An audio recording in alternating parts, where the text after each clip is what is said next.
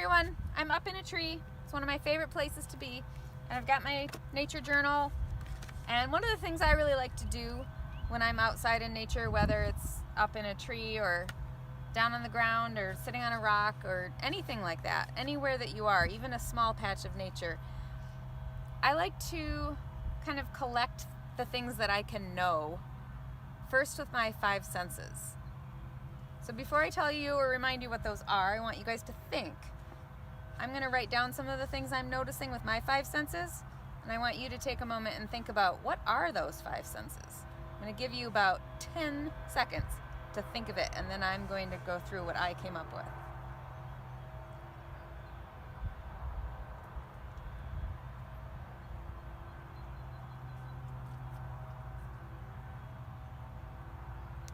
All right, did you come up with all of them? All right, so I wrote down something I could hear. I could hear sandhill cranes. Those are some really big birds that often like to land in these cornfields, and they were way up high. They were so high I could barely see them. They looked really small. So that was something I heard, so I wrote that down.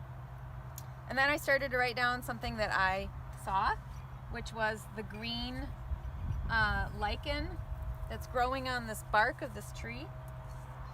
And next I would move on to what can I smell? Now, as humans, we don't have the greatest sniffers compared to dogs, for example. I follow my dog's nose if I want to know something that she might be smelling, but I can't pick it up. Our noses just don't work as well as theirs. And even when we have them working, we still don't always know how to use them. So if you, wherever you are, you can do this, hopefully, safely. Take in a big breath through your nose. Just sniff. Really focus your brain on what are you smelling. Sometimes you don't have a name for it. Like I'm smelling the breeze that's coming at me right now, and I don't really have words for what it smells like. I like how it smells. You can sniff things too. You might not be able to pick anything up because you're just a person, but sniff the bark on a tree. I can actually smell that. It smells a little bit just like soil. What's next? Let's see. We did what we could see and hear and smell. Now I need to think about what is something that I can touch. Easy thing, touching the bark, and I can write down how that feels.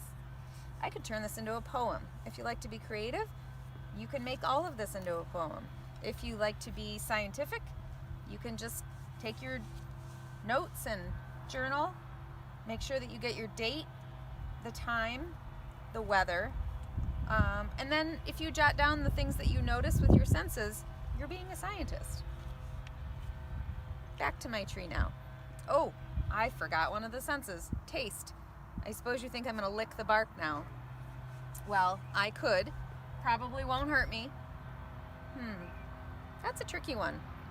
When you're outside, you don't always have something that you want to taste or that you can taste. I think it's perfectly safe to taste this, but I never did it. I guess I can try. No taste. I got nothing from that.